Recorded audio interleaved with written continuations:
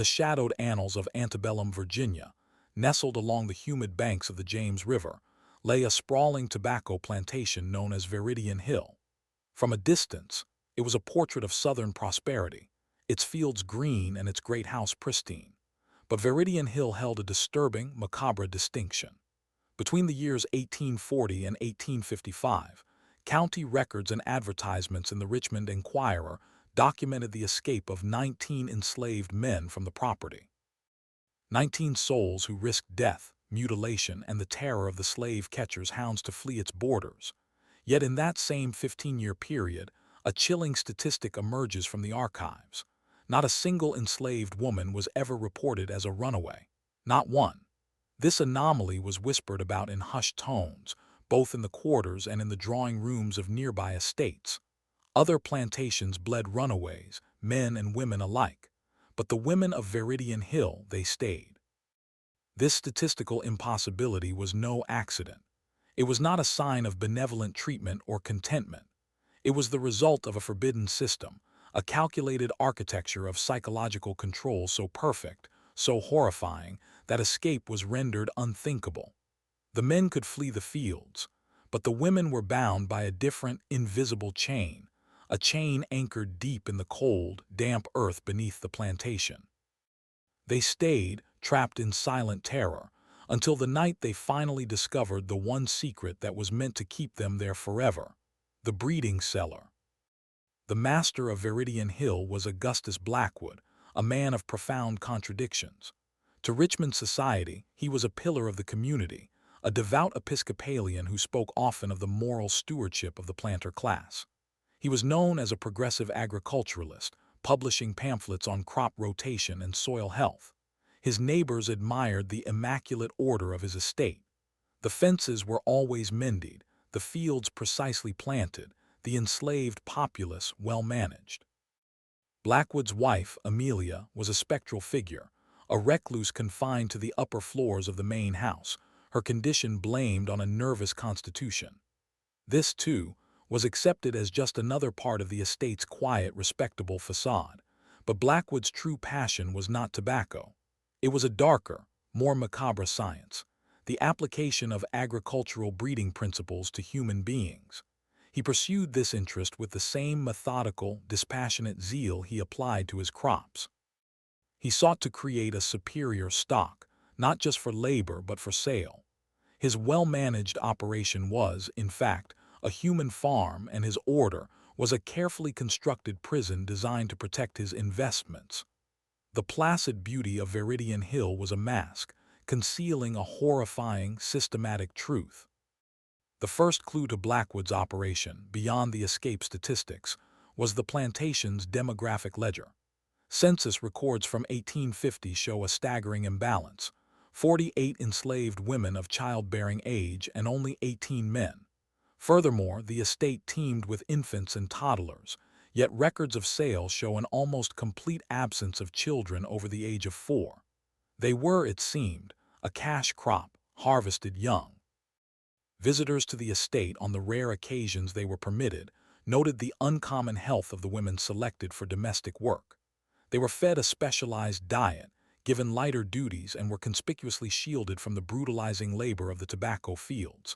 But these same visitors often commented on the women's demeanor: a profound, vacant silence, a haunted, watchful quality. They moved with a disturbing passivity, their eyes averted, their spirits seemingly hollowed out.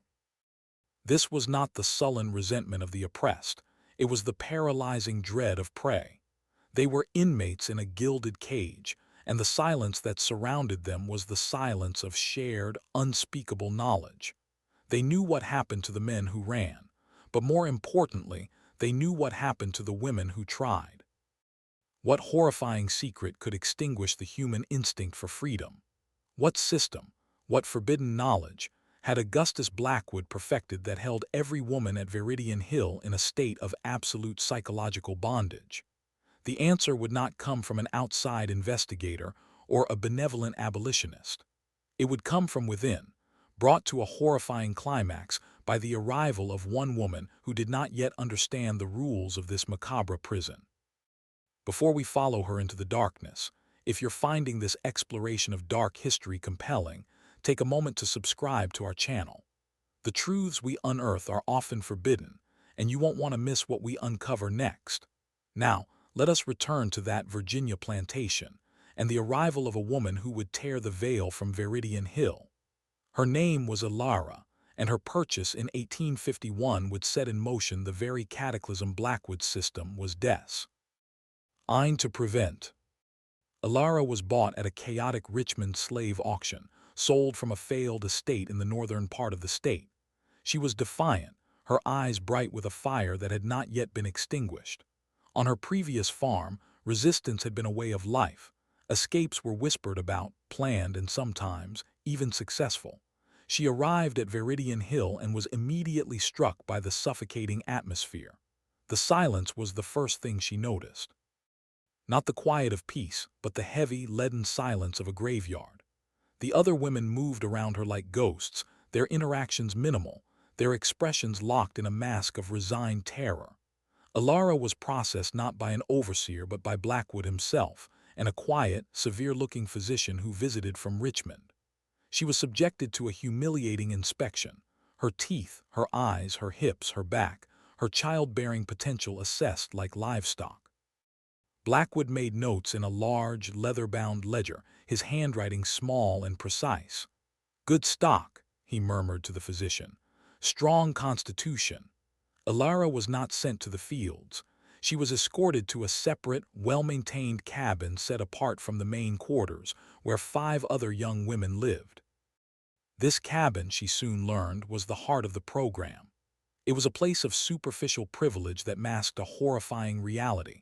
The women here were fed pork, chicken, and milk, a diet unheard of in the quarters. They were given clean dresses and were not permitted to perform any task that might damage the vessel, as the overseer, Jarred Knott, called it. This privilege was the first layer of the prison. Elara was introduced to the other women. There was Maud, older, her spirit long broken, who seemed to serve as the cabin's unofficial warden. And there was Hester, a young woman of 19 whose hands trembled incessantly. Maud explained the rules with a dead voice. Their purpose was simple: to bear children. Blackwood had scientifically selected them for their traits. He had also selected the men they would be paired with, who were brought to the cabin at scheduled times. It was a clinical, cold, and grotesque process, managed by Knott and documented meticulously in Blackwood's ledgers. Their bodies were not their own. They were instruments in their master's grand, macabre experiment. Within a week, Elara's defiant nature bristled against the walls of this polite, horrifying prison. She began to speak of the outside, of the north, of escape. The reaction was immediate and terrifying. The other women, including the trembling Hester, turned on her with a panic she had never seen. "You will not speak of that," Maud hissed, her eyes wide with fear. "You will bring ruin on this cabin." Elara was confused. "Other places people run. 19 men have run from here." Maud grabbed her arm, her fingers digging in like claws. "The men can run. If they are caught, they are whipped. If they make it, they are gone." She leaned in, her voice dropping to a spectral whisper. "We cannot. The master has a place for women who run, a place for women who fail. It is a place worse than any whipping, worse than the fields." Elara pressed. "What place? Where?" Maud just shook her head, tears welling. "You don't want to know, you just obey, you pray you are fertile. You pray you never see the damp stone." The damp stone was the legend that enforced the silence. It was the boogeyman of Veridian Hill, a name whispered with an almost religious terror. Elara tried to dismiss it as a scare tactic, a ghost story designed to keep them compliant. But the fear was too real, too visceral. Then, 6 months after Elara's arrival, the unthinkable happened. Hester, the nervous young woman, had failed to conceive.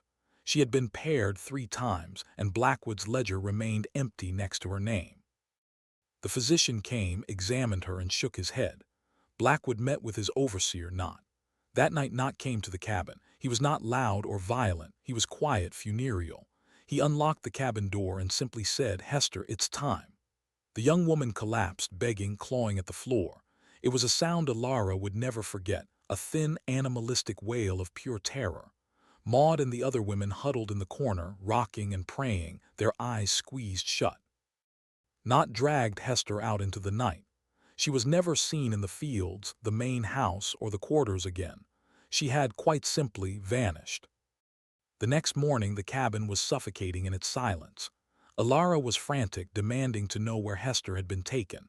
Maud, her face a gray mask of old grief, finally broke. "She was sent below," Maud whispered. "To the damp stone where the failures go, where the disobedient go."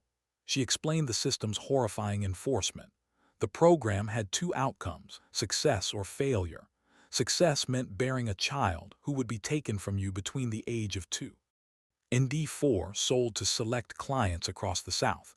You would be given a few months to recover and then the cycle would begin again. That was the reward. Failure, barrenness, a stillbirth, or, God forbid, an escape attempt meant you were non-viable. And the non-viable were sent below. This was why no woman ran. The punishment was not a whipping or being sold south. The punishment was the cellar. The discovery that Hester was not sold, but kept somewhere on the property as a living example, was 1,000 times more terrifying. Hester's disappearance transformed Alara. Her defiance was burned away, replaced by a cold, calculating dread. She was now pregnant, a fact confirmed by the physician and noted with satisfaction by Blackwood in his ledger. This status afforded her a small measure of safety, a temporary reprieve from the cellar. It also gave her a deadline. She knew she could not, let them take her child. The fear that had paralyzed the other women now fueled Alara with a new, desperate purpose. She had to find the place. She had to know for herself if Hester was truly below. She confided in Maud, who, seeing the same fire in Alara's eyes that she herself had lost decades ago, finally agreed. The terror of the cellar was absolute, but the terror of bringing a child into this system, only to have it ripped away, was becoming its equal. Bonded by their shared, horrifying fate, the two women began to watch. They began to search. Their search was perilous. They were watched at all times by Knott or by other trustees who reported every infraction. But their privileged status meant they were not in the fields. They were confined to the area around the main house and their cabin. They began to map the plantation in their minds, looking for any place that fit the whispers of damp stone. Where did Knott go that was not part of the daily operation? Where did Blackwood himself walk at dusk, carrying not his agricultural texts, but that other, darker ledger? If you find yourself holding your breath, imagine the courage it took for these women to seek out the very thing they feared most. We believe these forbidden stories must be told. If you agree, drop a comment letting us know what state or city you're listening from. It helps us understand where these lost histories are being heard. Now, let's follow Alara and Maud into the shadows of Viridian Hill as they search for the plantation's dark heart. They watched Knott for weeks. His routine was ironclad, but twice a week at dusk he would deviate. He would walk not to the barns or the smokehouse, but to the oldest, most desolate part of the estate. Decades ago, the original Blackwood Manor had stood on a high bluff overlooking the river. It had burned in the 1790s, leaving only a massive, kudzu-choked stone foundation. It was a place the other enslaved people avoided, claiming it was haunted. Near this ruin, built into the side of the hill, was the original plantation springhouse. It was made of thick river stone, and a cold mist always seemed to cling to its entrance. Knott would unlock the heavy wooden door, go inside with a lantern, and emerge 10 minutes later carrying nothing. This was it. This had to be the place. It was made of damp stone, and it was below the level of the earth. They had to wait for an opportunity, a moment when the plantation's rigid order was broken. It came on a humid night in late 1851 during a violent summer thunderstorm. The wind howled and rain lashed the property, driving everyone indoors. A lightning strike split an oak near the stables, sending the horses into a panic. Knott and the other men were drawn away, their attention focused on the valuable livestock. This was their chance. Alara, her pregnancy making her slow but her resolve like iron, and Maud, shaking so badly she could barely walk, slipped out of their cabin. They ran through the deluge, their feet sucking at the mud until they reached the overgrown ruins. The springhouse door was secured with a massive, rusted padlock, but not in his haste had left the heavy key ring hanging on a hook just inside the stable door. Alara had seen it. She had stolen the key. With trembling hands, Maud fitted it into the lock. It turned with a deafening, grinding metallic shriek. They pushed the heavy door open. The air that rushed out was not the cool, clean air of a spring house. It was a foul, fetid stench of human waste, mold, and profound sickness.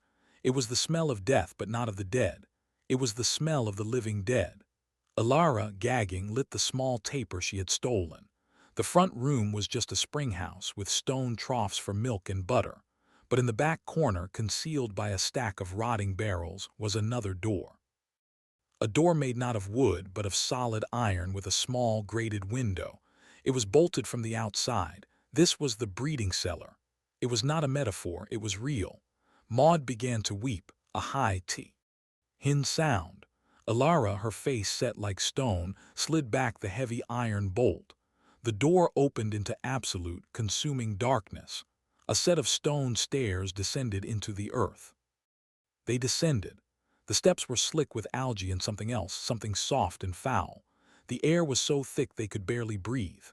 At the bottom, a short, narrow corridor opened into a larger chamber, excavated from the packed red Virginia clay and lined with stone. It was a dungeon. There were 6 cells, 3 on each side, their doors made of heavy wooden planks with small feeding slots, and from the darkness they heard it. A sound. A low, rhythmic humming, interspersed with a dry, racking cough. Alara raised her candle. In the 3rd cell on the left, a figure was huddled in the corner, rocking back and forth on the wet straw. Her hair was matted, her body emaciated. She was chained by one ankle to a ring in the wall.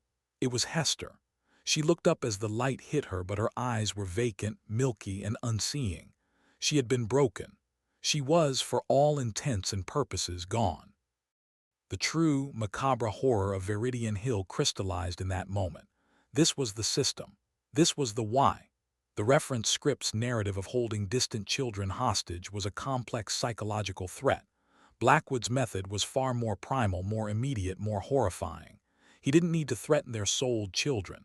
He just needed to show them what happened to failures. The women in the cabin, the women on the plantation, they all knew that this place existed beneath their feet. They knew that any act of defiance, any attempt to run, any barrenness of the womb would lead them here, to this living tomb, to be chained in the dark until their minds shattered, fed just enough to keep them alive as a living testament to Blackwood's perfect, inescapable control. This was the damp stone. This was the fate that kept them silent. This was why no woman ever ran. In the next cell they found 2 other women. They were skeletons, barely clinging to life, their bodies covered in sores. Maud recognized one of them, a woman named Scylla who had vanished 3 years prior after a stillbirth. They had all assumed she'd been sold, but she had been here just yards from them this entire time. But the most damning discovery was not the women. At the end of the corridor, in a small, slightly drier alcove, was a stone shelf. On it sat a desk, a chair, and several medical instruments, and next to them the ledgers. There were 3 of them. Alara grabbed the most recent one. It was Blackwood's meticulous, horrifying record. She found Hester's name. The entry read, Oct 1851. Subject H confirmed barren, moved to cell 3 for terminal observation. Non-viable. Her life, her suffering, reduced to a clinical, scientific note. It was not the record of a planter. It was the journal of a monster. Alara, her hands shaking with a rage that eclipsed her fear, flipped through the pages. She could read, a skill she had kept hidden her entire life.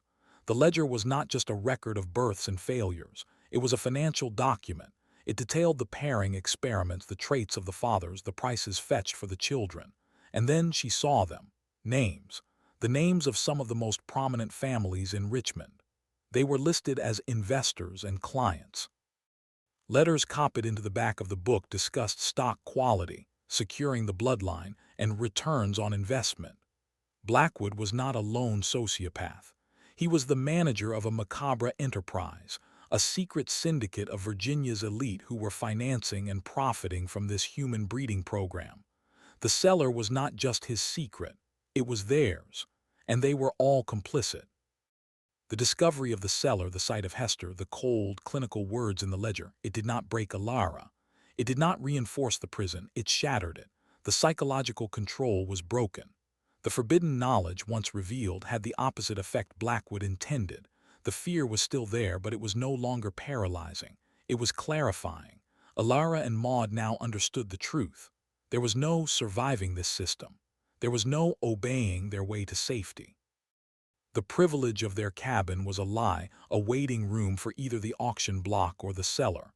The cellar was not just a punishment, it was the end. And seeing it meant they had no choice. To stay was to wait for their own descent into that darkness. They had to run, not just for themselves, but for Alara's unborn child. They had to escape, and they had to take the proof with them. This story is a horrifying testament to the resilience of the human spirit, a spirit that even a monster like Blackwood could not entirely extinguish. The courage of these women to face the literal heart of their terror is a story that history has tried to bury. If you believe these forbidden histories must be told, help us by sharing this video. The more people who know these truths, the harder they are to erase. Alara and Maud did not try to free Hester or the others. They were too far gone, and the noise would doom them all. In a final, terrible act of mercy, they left the cell doors unbolted. It was all they could do. Alara grabbed the most recent ledger.